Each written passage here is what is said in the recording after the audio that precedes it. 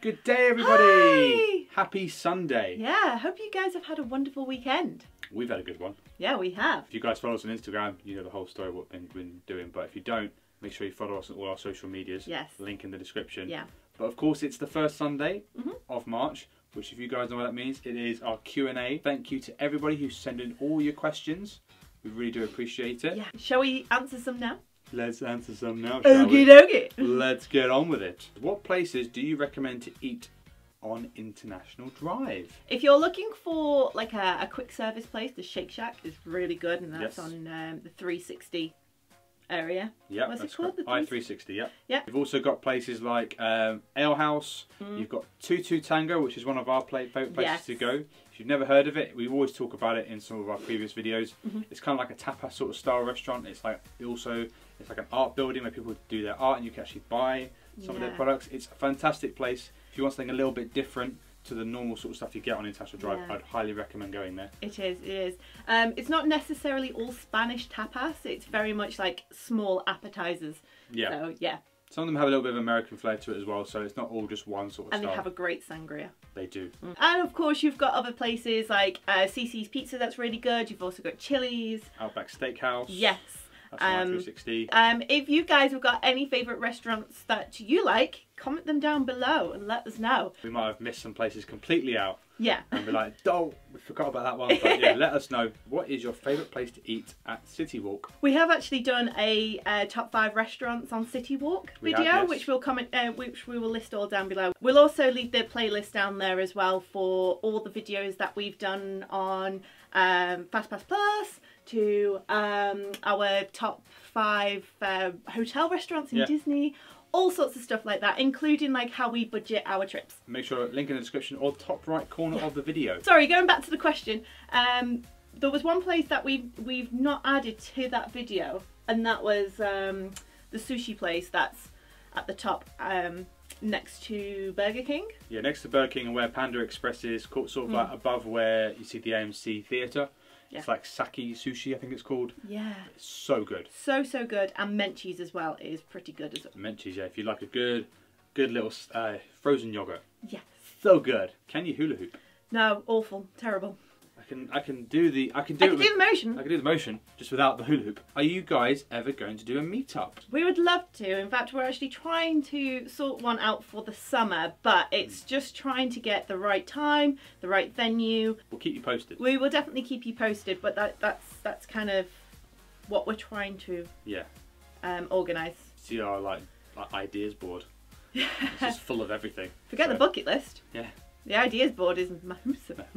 How does Disney ensure non-extra magic hours guests leave the park, or are they allowed to stay but not ride on any rides? With that one, I definitely know that if it's extra magic hours, they'll try and catch you if you're going on a ride, so they'll scan your magic band or your ticket, and they'll say, oh, you're not staying on site, so you can't go on rides. But I never actually had a point where people have actually approached us and said, no, we have had times where, you know, for example, the Mickey's Not So Scary. Yeah. There will be cast members at each area going, show us your wristbands. Yeah. So whether or not they do that as well with the machines to check your magic bands and tickets to see if you're part of it. But yeah, that's how they kind of like rule everybody out. Yeah. They won't forcefully throw you out. They will just direct you to the exit. So if you could please just exit, that would be kind. Yeah. So very politely, yes. WDW has gone under a lot of changes over the last 10 years or so, operational, non-park expansions and such. Is there anything you really love or something you wish would go back to the way it is? I'm thinking of dining plan, rapid fill, online FastPass Plus. Just wondering your thoughts on how Disney constantly change things up. See, I'm a traditionalist. I prefer the old ticket system of fast passes. I know a lot of people would love the new way it is now, because like with Toy Story Mania, it used to be impossible to get tickets. It's really convenient now, and I do get that, but at the same time, I kind of liked having the old tickets. So you were like, yes, got to go this, and it was really nice. Actually, no, one thing I do entirely miss: rope drop. Yeah. Old rope drop. If you guys remember the old rope drops from Animal Kingdom, from Hollywood Studios, from Epcot. I know they do it at Magic Kingdom. Did they do with Hollywood Studios? I can't quite remember. I thought they did. They kind of had like lights, camera, action sort of thing. Oh yeah, yeah, they did. It was kind of like that, like, ready and action, everyone, and you're in the movie sort of thing. And I really missed that. Like the Animal Kingdom one was my favourite one. It was my favourite as well. Because you used to like stand in the bit where the Tree of Life was, and then something. I think it was like Mickey Mouse came up on like a little it was like thing. a float, and it, was like, and it just travelled like all the way around. So I kind of miss those sort of things. But let me know in the comment section, you guys, if there's anything that you guys miss from the old days. Let us know. We'd love to know. Yeah. Steffi, what do you use to help with your sinuses when flying? I always suffer so bad. My last flight was actually painful. I'm flying in 5 days to Walt Disney World. Oh, she's probably there now. Probably there now. I hope you actually got through.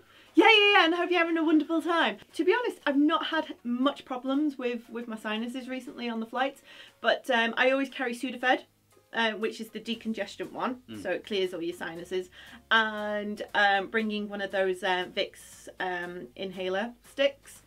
The ones that you stick up your nose. Also, just drinking a lot of water. That as well, I've noticed as well. The more you drink water, and try not to drink anything fizzy or anything alcoholic while on the plane as well. That can help a lot. Yes. Have you both seen the new Walking Dead ride coming to Thorpe Park? If so, what do you think? Well, if we get to go, that'd be great. Like, it's not on our it's not on our list. If you know what I mean. It's not like I think I'm just waiting for more news on it. Yeah. Because it's like with the Wicker Man at Alton Towers, I was a little bit like, you guys haven't got a great health and safety track record to have flames with with wood and fire and all that. But now seeing it, it's like, that's pretty impressive. That's pretty good. So, and I'm looking forward to that ride. Yeah. If you could watch one YouTube for the rest of your life, what would it be and why? Jenna Marbles. Jenna Marbles? Yeah, she's fun. She's really funny and she's brilliant, so yeah. I think my one would be, it'll be the guy who, there's a thing like in Korean, it's called mukbang, and there's a guy I remember watching years ago, and it was like he was eating food, but his laugh, so contagious. So contagious, and I could just watch it if I'm in a bad day, just watch it every day and just laugh. It kind of, that would be my video to watch in the morning, just to put me in the mood. He was so entertaining, and oh my gosh, I don't even think he's doing it anymore now, I don't know. But probably is, and we just never know. Are the McDonald's in UK and France that different from the US ones?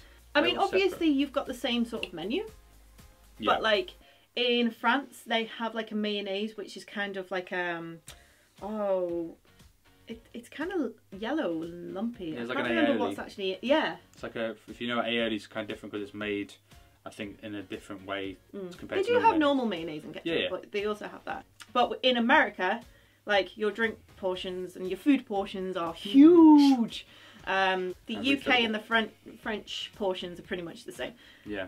So like in like America, it's like refillable drinks. In France, they've actually banned refillable drinks if you didn't know. So you can't actually get refillable drinks. So it's just one drink and that's all you get. So you go into Five Guys or places like that and you can't get a refill. No, just the one. Yeah, you have to just get water. Yeah, that's it. Water's free. Yeah, that's good. What do you do about calling back home while away? We just use we were 3. 3. They have like they allow us. That's the network. 3 network. Yeah, 3 network. Sorry, we have the 3 network phone network. So basically, they have data to use in America. It's not as fast, but it's still good. Yeah. So that's what we use. We don't really call anybody up because everybody's pretty much on like social media. So we just text each other and stuff like that. And we have in the past used like phones, like American phones, many years ago before we were with 3. And it did work out a little bit cheaper, but now with this, it's all in our package. It's just better. Would you daily vlog and have YouTube as a full-time job if money allowed it? Yes. I would definitely, yes. 100%. If we had the opportunity, 100%. Which is better, Tosca House or Garden Grill for breakfast? Is it worth the price? I'm actually going to go with Tosca House. Yeah, I would agree. I really enjoyed it. Because then you get in early into that park and you can go over to Pandora. That's very true. Even though the food in Garden Grill is really good, because you get like this the standard Mickey waffles, I think you do get Mickey waffles at Tosca House, but there is more options. There's more variety. There is definitely more variety, and you get Jungle Juice. Jungle Juice is good. Jungle Juice is fabulous. Jungle Juice is life. You guys have got house rabbits, haven't you? Would you recommend them as good pets? Yes. Yeah. They are house rabbits. We've got 2. We've got Logan and Jess.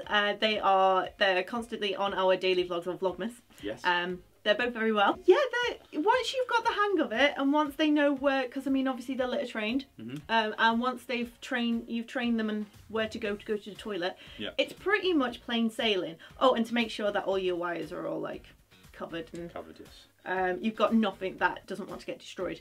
The only thing I will say is, like, you need to get into a routine, and it's not just the fact that you can just leave them in the cage. There's a lot of maintenance, like grooming them, making sure their nails are trimmed, keeping an eye on them. Make sure they've got plenty of exercise. Yeah, plenty of food, and make sure they have hay every day. So and lots of cuddles and love. Lots of cuddles and love, so yeah. And as well, vet bills as well. You know, yearly injections like what you do with cats and dogs. Yeah.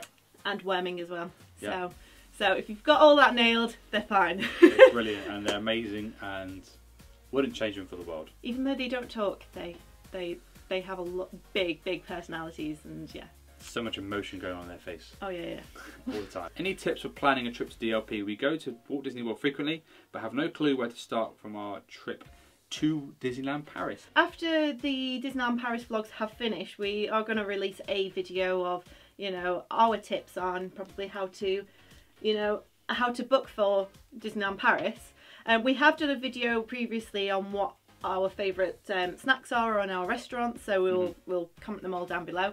But ideally what we tend to do is, because we're annual pass holders, we will book everything separately. We always make sure that we hunt for the cheapest travel, so whether or not it's with Eurostar or flights.